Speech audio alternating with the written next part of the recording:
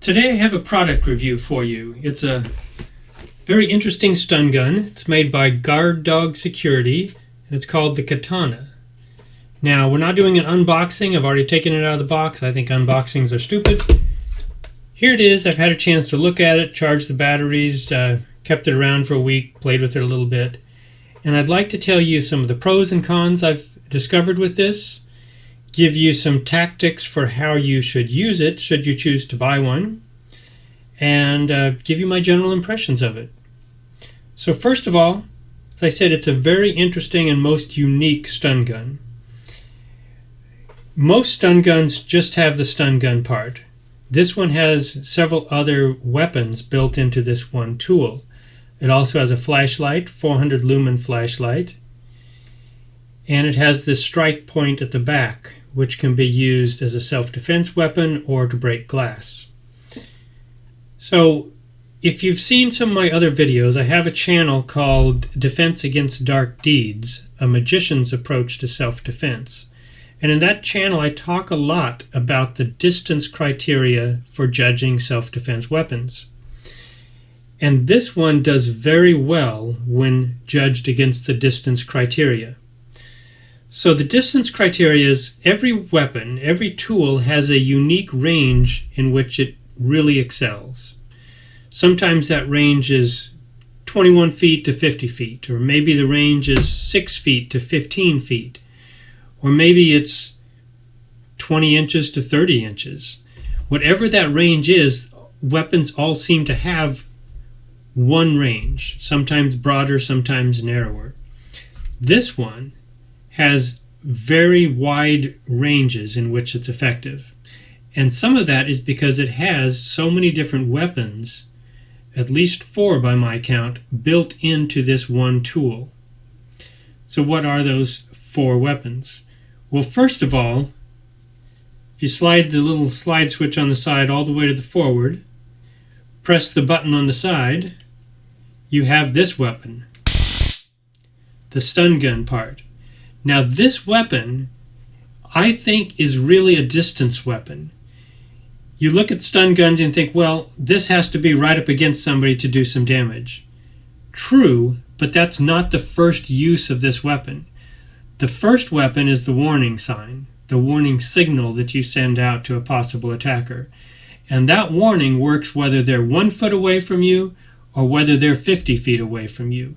You fire off that, they know that you're not a soft target, and they may just well move on, and you've survived the attack, you've won at self-defense for the day, go about whatever you're doing. But let's say they don't. Let's say they ignore that warning, and you need to take things to the next level. That's when the flashlight comes in. That's right, the flashlight is also a very important weapon in this tool.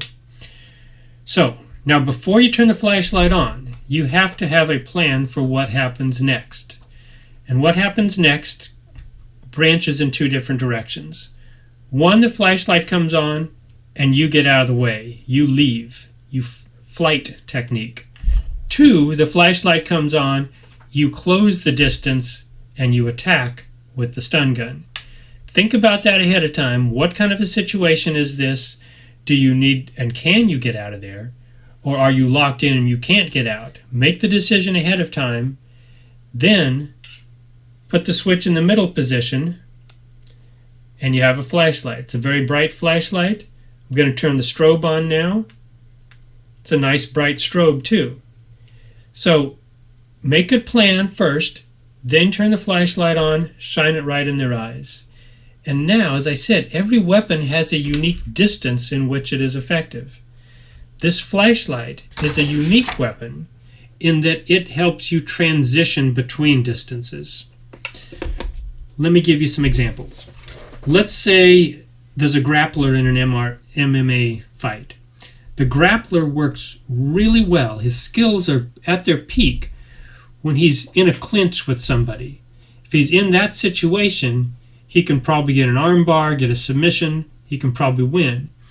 But getting to that position is his problem, because before he can get to that position where his skills are at their peak, he He has to go through a range in which kicks are more effective, in which strikes are more effective, and only after he transitions between those two distances, closes that distance gap, can he then put his own skills up against the other person's and actually have the upper hand. It's that transitional moment that's dangerous, and this is true with weapons as well. If you have a weapon that has a greatest efficacy, ideally suited for a range of greater than 21 feet, if somebody's closer, now your weapon's a liability. If you have a weapon like a taser that works great at 6 to 15 feet, if somebody's further away, you got to wait or not use it. If they're closer, you might as well throw it away and find something else. There's an ideal distance for every weapon. And this one, like I said, this warning flare, the warning shock, that works at a broad range of distances. That alone gives this high marks. The flashlight now is that unique tool that lets you close the distance if you need to take this to the next level in a fighting situation, or open up the distance if you have an opportunity for escape. Either way, it lets you transition between those distances very effectively. Now let's say you can't leave. Let's say you can't use that flashlight in the moment of blindness and them turning away to get out of there. You have to fight. Well, again, this can be used as a stun gun at arm's length as long as you can touch them with it. It can be used as you get closer. If they have their arms wrapped around you and are tackling you, as long as you can touch them with it, this still can be used as a stun gun, and you won't get shocked either. As long as you touch this to them, you're going to be fine. But let's say, for some reason, the stun gun doesn't work. Maybe you can't find the button at the right moment. Maybe you don't have the switch in the right place and you can't make the adjustment in the heat of the moment. Well, then it also has this other feature, a feature that most stun guns don't have. It has your backup plan. Because if the electronic part fails, this strike point is still there. With most other stun guns, if the electronic part fails, you just need to find a different weapon. With this one, if it fails, you already have your backup weapon in your hand. You just have to change your grip a little bit from the jabbing, pointing, delicate grip to the hammer strike grip, and it's right there. So that's why I say this has many things going for it. It has at least 4 different weapons. The warning, the flashlight that lets you close that distance, the stun gun itself used with actual touch for pain and to lock up whatever little muscle group that you hit. And I should say that that's how they work. This doesn't knock somebody completely down. You won't see them there lying on the ground twitching. When you touch them with it, it's a strong pain in that area, and it will lock up whatever muscle is there. So if you can hit somebody 2 or 3 times with this, lock up a small muscle group, hit their hip, lock up a big muscle group, you might get them to knock down. The more muscle groups you can lock up, the better. And now let's say you do all those things. You have another moment of fight or flight, another decision to make. And if the decision is that you have to fight, you still have this really close range, forearm length distance tool left at your disposal, this striking point. So altogether, this has a lot of things going for it. It's a very good, well-made, hard aluminum. It's heavy. It feels substantial. It's not going to break when you use it. Now, there are some drawbacks to it. There are some cons, rather. And that's this little button that you have to push. You push that one, not this one. This is the cover for the charging port, and it keeps falling out. So that's something I'm not real happy with this. But 2, I just worry that if this were a stressful situation and you're grappling with somebody and you're trying to find the button, are you going to find this and be pushing this and think it's not working when you need to be pressing this one up here? They're awful close together and they're very little.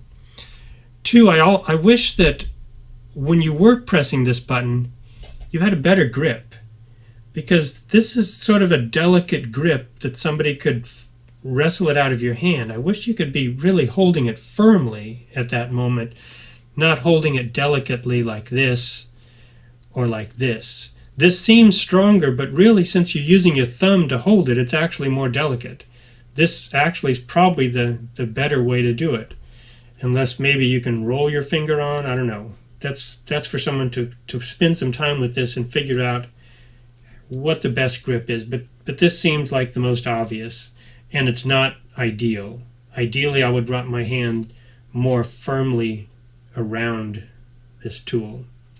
So that's the first drawback I see to this, the first thing that counts against it being a really good weapon. The second is the flashlight. And although a flashlight in general is a really excellent self-defense weapon, this one is only 400 lumens, which seems bright by flashlight standards. But when you compare that to modern tactical flashlights like these, it's not nearly as bright.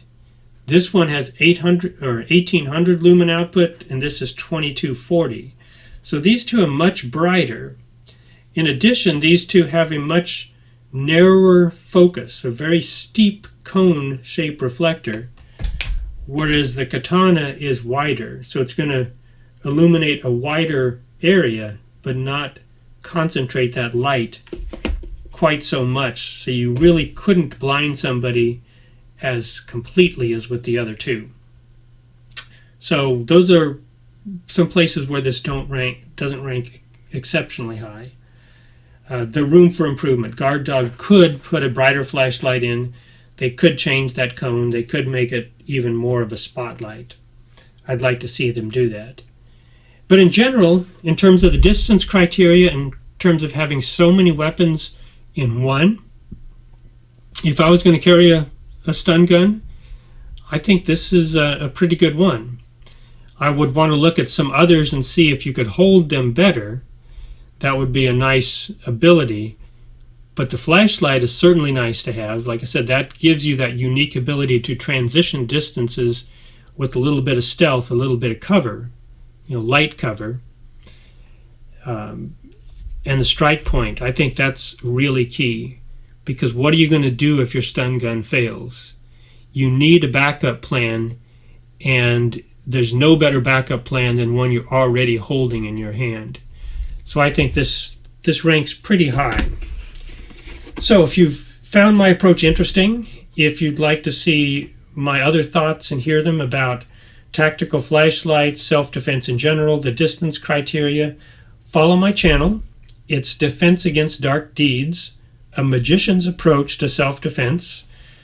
And I think that as a magician, I have some unique insights on self-defense, on routining. As I said, before you turn this light on, you need a routine. You need a plan already worked out in your head ahead of time for what happens next. Because that moment, when you get that momentary blindness for them, that moment's not the time to decide or think about or improvise what you should do. You should already have your routine figured out ahead of time and just put it into action. If you want to hear my thoughts on routining, follow my channel. You'll see more there. Defense Against Dark Deeds. There's links below. You can buy t-shirts. If you buy my t-shirts, you support the channel. Also share the video. The more people watch, more people buy the shirts, the more videos I'll be able to produce for you all. Thanks for watching. Until next time.